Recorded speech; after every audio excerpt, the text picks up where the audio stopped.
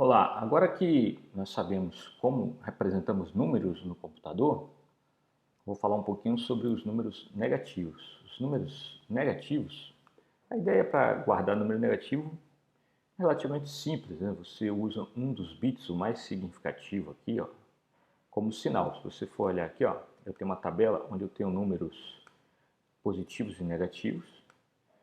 Os positivos estão aqui, ó. Estou representando números com 4 bits para facilitar, mas isso vai valer para 8 bits, 16 bits, 32, 64, né?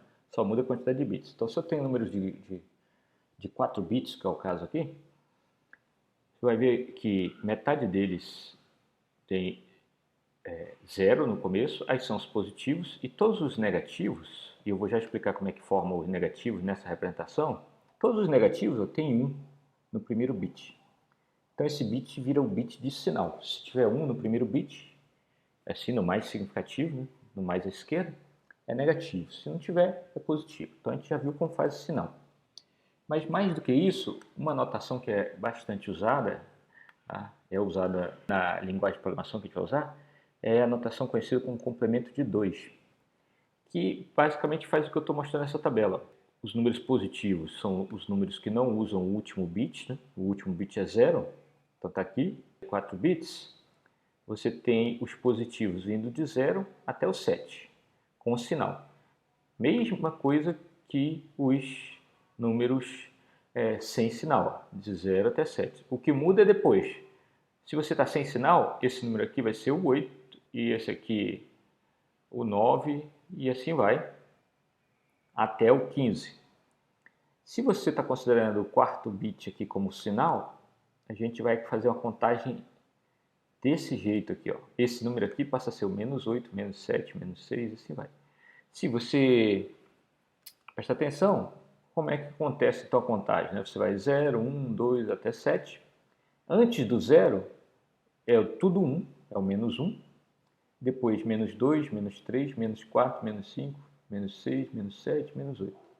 Uma das vantagens de ter essa contagem ao contrário para os negativos é que você preserva a noção de maior e menor. Por exemplo, ó, esse número aqui ele tem que ser menor, é o menos 2, né? Ele tem que ser menor do que o menos 1.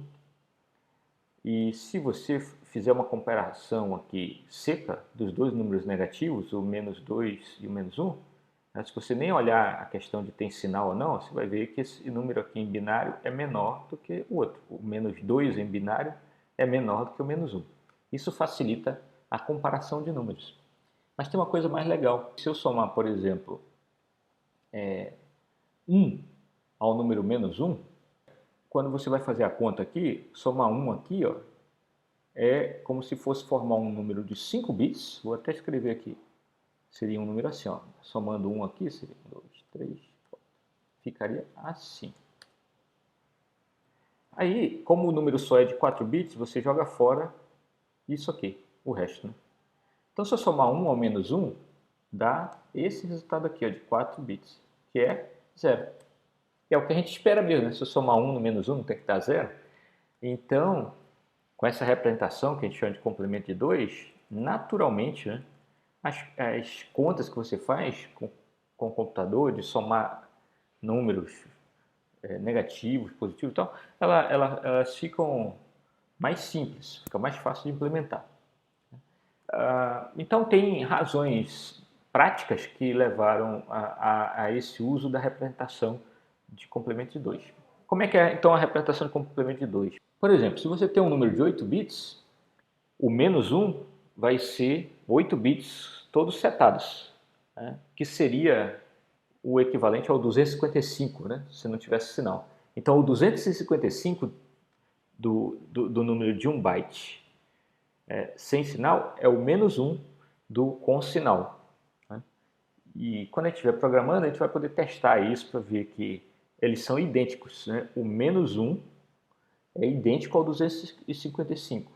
Quando você está tratando números de 1 byte com e sem sinal, você vai ver que o conteúdo deles é igual, o conteúdo do menos 1 e do 255. Então, como é que funciona a contagem? Os números positivos têm o primeiro bit sendo setado para 0. Então, por exemplo, o número de 1 byte vai de 0 até 128. e 27.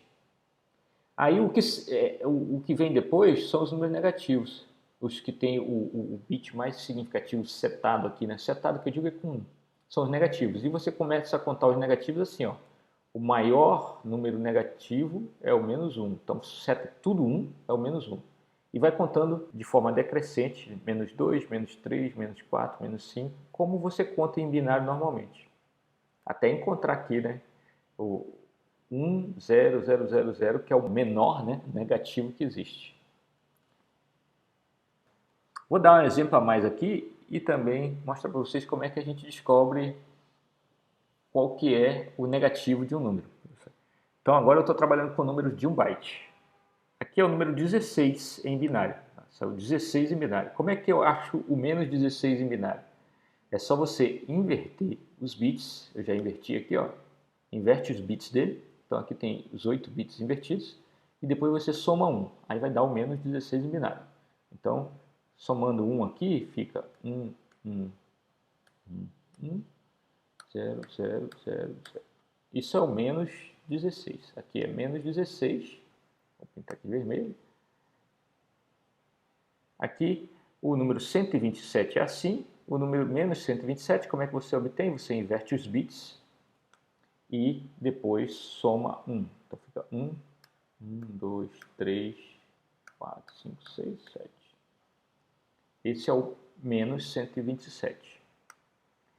Só para a gente conferir na nossa tabela anterior, ó, se eu tivesse o 4 e agora os números são de 4 bits. O 4 em binário é isso aqui. Se eu inverter os bits, fica assim. E se eu somar 1, fica assim. Então vamos ver, ó. Menos 4 é 1, 1, 0, 0. Se eu estou contando os números com 4 bits. Vamos lá? Olha aqui, ó. Procura aqui o menos 4. 1, 1, 0, 0. Tá vendo?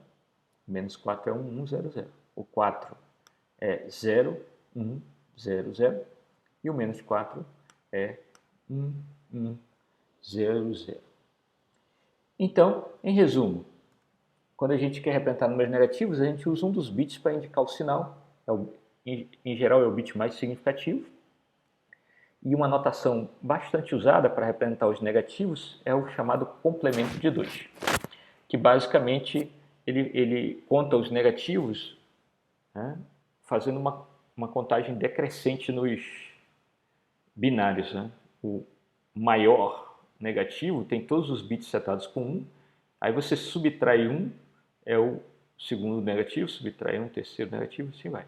Tá? Conta ao contrário os negativos, de baixo para cima, e conta os positivos de cima para baixo. Acho que vocês entenderam a ideia.